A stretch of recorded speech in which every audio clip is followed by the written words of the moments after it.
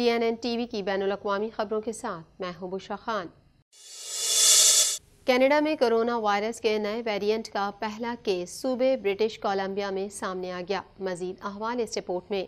Canada में corona virus के नए वेरिएंट का पहला केस सूबे ब्रिटिश कोलंबिया में सामने आ गया। BC centre for disease control ने कनाडा के एक नए कोविड-19 किस्म के पहले मालूम केस का पता लगाया है, जिसने तेजी से पूरी दुनिया का चक्कर लगाया है, जिसमें एक माहिर का कहना है कि ये याद दहानी है कि वायरस कभी ख़त्म नहीं हुआ। मरकज़ ने कहा कि BA फ्रीजर हेल्थ रीजन से ताल्लुक़ रखने वाले एक ऐसे शख्स में ओमिक्रॉन की 2.86 किस्म की शनाख्त की गई, जो हाल ही में सूबे से बाहर नहीं था।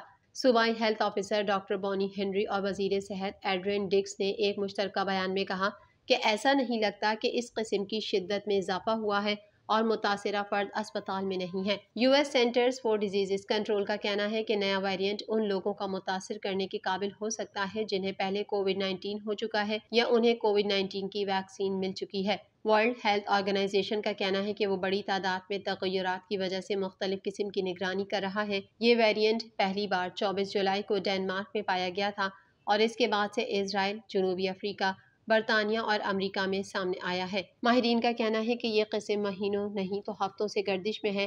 BA 2.86 ज़्यादा शदीद बीमारी का सबब नहीं बन सकता, लेकिन बीमारी के दीगर तनाव से ज़्यादा आसानी से मुंतकिल होता है। कोविड-19 अब भी कनाडा में एक दिन में तकरीबन 4 अफराद को हलाक कर रहा है। हेल्थ कनाडा के आदाद-ओ-शुमार के मुताबिक गुज़िश्ता हफ्ते में 30 कोविड से मुतालिक अमवात ज़ाहिर की गई हैं। अलजज़ायर में कनाडा के इंसदादे जराइम के मुहक्किक को 2 साल कैद की सज़ा सुनाई गई। मज़ीद तफ़सीलात इस रिपोर्ट में। अलजज़ायर में कनाडा के इंसदादे जराइम के मुहक्किक को 2 साल कैद की सज़ा सुनाई गई। अलजज़ायर में फरवरी से हिरासत में लिए गए एक कैनेडियन मुहक्किक को उसके वकील के मुताबिक मंगल को 2 साल कैद की सज़ा सुनाई गई, जबकि रऊफ फरा पर 2 लाख अल्जेरियन दिनार तकरीबन 2000 कैनेडियन डॉलर जुर्माना भी किया गया है। वकील के मुताबिक इस फैसले के खिलाफ अपील दायर की गई है। फराह के वालिद सिप्ती फराह, जो मॉन्ट्रियल के इलाके के रहायशी हैं, को उसी अदालत ने मशरकी अलजज़ायर के शहर कस्तनतीन में 1 साल की मअतल सज़ा सुनाई थी। फराह, जो एक बैनुल-अक़वामी इंसदादे जराइम की गैर सरकारी तंजीम के लिए हिजरत और मुजरिमाना इक़्तिसादियात का मुताला करते हैं, पर खुफिया मालूमात शाया करने और अमन आमा के खिलाफ जराइम के इर्तिकाब के लिए रकम अदा करने का इल्ज़ाम आयद किया गया था। फराह के आजे Global Initiative Against Transnational Organized Crime ने सज़ा की मज़म्मत करते हुए कहा कि इस माह के शुरू में एक रोज़ा मुक़दमे की समाअत के दौरान ये इल्ज़ामात बगैर मैरिज के साबित हुए। तंजीम के डायरेक्टर मार्क शाह ने एक न्यूज़ रिलीज में कहा, अगरचा हम मुमकिना मुक़दमे के नताइज के बारे में हकीकत पसंदाना रवैया इख्तियार कर रहे थे, लेकिन आज के नताइज को कबूल करना ख़ास तौर पर मुश्किल है, इसलिए कि इस्तिग़ासा रऊफ और सिप्ती के खिलाफ कोई कानूनी मुकदमा पेश करने में नाकाम रहा। किसी भी आज़ाद और मुनसिफाना मुकदमे में रऊफ और सिप्ती के साथ साथ दीगर शरीक मुद्दा अलिहान को भी बेकसूर पाया जाता। इसके बजाय हम एक ऐसे मंजरनामे का सामना कर रहे हैं जहाँ रऊफ को तकरीबन 6 माह की हिरासत के दौरान ज़्यादा जेल का सामना करना पड़ता है, जो वो पहले ही कर चुके हैं। गैर मुनसिफाना तौर पर खिदमत की, जबकि इसके 67 साला वालिद एक काबिल एहतराम कानून पसंद शहरी अब मुजरिमाना रिकॉर्ड रखते हैं। कनाडा के वज़ीर आज़म की परेशानी से दो चार सरकारी रिहाइशगाह को बहाल करने के बजाय तब्दील किया जा सकता है। हालांकि हुकूमत का कहना है कि इसके मंसूबे मुकम्मल नहीं हैं।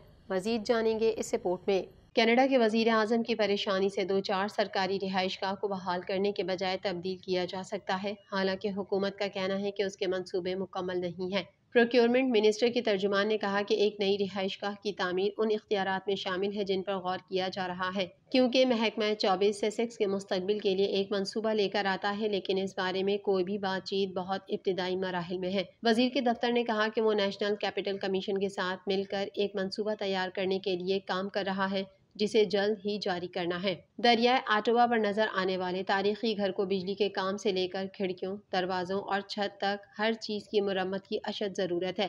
2021 की एक रिपोर्ट में अंदाजा लगाया गया है कि सिर्फ 1868 में तामीर की गई मरकजी रिहाइशगाह की मौखर देखभाल को मुकम्मल करने के लिए कम अज कम 36.6 मिलियन डॉलर लागत आएगी, जबकि इसे कोविड तक लाने में लाखों मजीद लागत आएगी। पिछले मौसम गर्मा में एक रिपोर्ट में पता चला कि 34 कमरों वाली हवेली की दीवारें, अटारी और तहखाने चूहों की लाशों और फुजले से भरे हुए थे, जिसकी वजह से हवा के मयार के मसाइल पैदा हुए, जो कि गुज़िश्ता मौसम ख़ज़ा में रिहाइश के बंद होने के लिए जुज़वी तौर पर जिम्मेदार थे। रिपोर्ट में पानी से पहुंचने वाले नुकसान, मुतासिरा दीवारें, जंग आलूद पाइप और बिजली के मसाइल भी पाए गए जो इमलाक को आग का खतरा बनाते हैं। वज़ीर आज़म जस्टिन ट्रूडो और उनका खानदान कभी भी इमारत में मुंतकिल नहीं हुआ। उसके बजाय करीबी राइडो कॉटेज में रहने का इंतखाब किया जब वो 2015 में पहली बार मुंतखब हुए थे।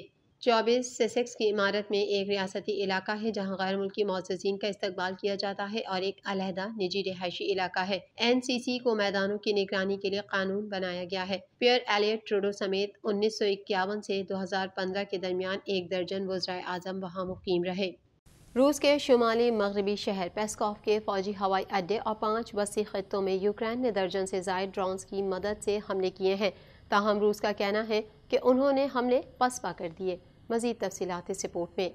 रूस के शुमाली मगरबी शहर पेस्कॉव के फौजी हवाई अड्डे और 5 वसी खित्तों में यूक्रेन ने दर्जन से ज़ायद ड्रोन्स की मदद से हमले किए हैं। ताहम रूस का कहना है कि उन्होंने हमले पसपा कर दिए हैं। मीडिया रिपोर्ट के मुताबिक रूस के मगरबी शहर पेस्कॉव के एक हवाई अड्डे पर ड्रोन हमले में रूसी ट्रांसपोर्ट तैयारों को नुकसान पहुंचा, जबकि एयरपोर्ट पर भी धमाके, आग लगने और फायरिंग की इत्तलात मौसूल हुई हैं। रूस की सरकारी खबर रसा एजेंसी ने बताया कि ड्रोन हमले में यूक्रेन की सरहद से तकरीबन 800 किलोमीटर के फासले पर वाक़या पेस्कॉव के हवाई अड्डे पर 4 IL-76 हैवी ट्रांसपोर्ट तैयारे तबाह हुए। हमले के बाद पेस्कॉव रीजन और इसके इंतजामी मरकज के ऊपर परवाजें महदूद कर दी गई हैं। दरी असना ब्रांसिक रीजन के गवर्नर अलेक्जेंडर बोगोमास ने बताया कि ब्रांसिक रीजन में 3 जबकि ओरिवोल रीजन में 1 हमला आवर ड्रोन मार गिराया गया है। रूस के वसी इलाकों रियाजान और कालोगा में भी ड्रोन हमलों की तस्दीक की गई है। उधर बुध को अले सुबह यूक्रेन के दारुल हुकूमत कीव के 2 अजला में मुतादिद धमाके सुने गए और मुकामी हुक्काम के मुताबिक एक सरकारी इमारत में आग लग गई जिसको बुझाने की कोशिशें जारी हैं। इसके अलावा यूक्रेन के शहरों क्रिवोय रोग, ओडिशा और चरकासी में भी धमाकों की आवाज़ें सुनी गई। ख्याल रहे कि यूक्रेन को डेनमार्क और हॉलैंड ने F-16 तैयारे फराहम करने की यकीन दहानी कराई है, जिसके बाद यूक्रेन ने रूस पर एक हफ्ते में तीसरी बार ड्रोन हमले किए हैं। समंदरी तूफान एडेला अमरीकी रियासत फ्लोरिडा की साहिली पट्टी से चंद किलोमीटर दूर है, जिसके बायस साहिली पट्टी पर बसने वालों की नकल मकानी शुरू हो गई है। मजीद जानेंगे इस रिपोर्ट में। समंदरी तूफान एडेला अमरीकी रियासत फ्लोरिडा की साहिली पट्टी से चंद किलोमीटर दूर है, जिसके बायस साहिली पट्टी पर बसने वालों की नकल मकानी शुरू हो गई है।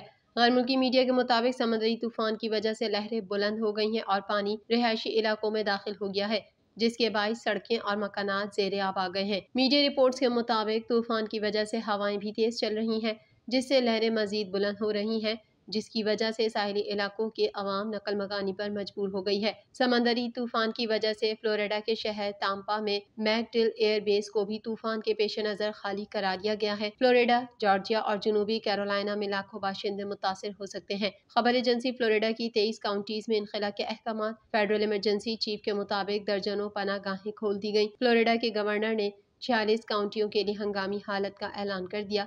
नेशनल गार्ड के 5,500 दस्तों को मुतहरिक कर दिया। उधर अमरीकी महकमा मौसमियात ने तूफान की शिद्दत बढ़ने की पेशगोई करते हुए कहा कि तूफान के टकराने पर हवाएं 111 मील फी घंटा की रफ्तार से चलने का इम्कान है।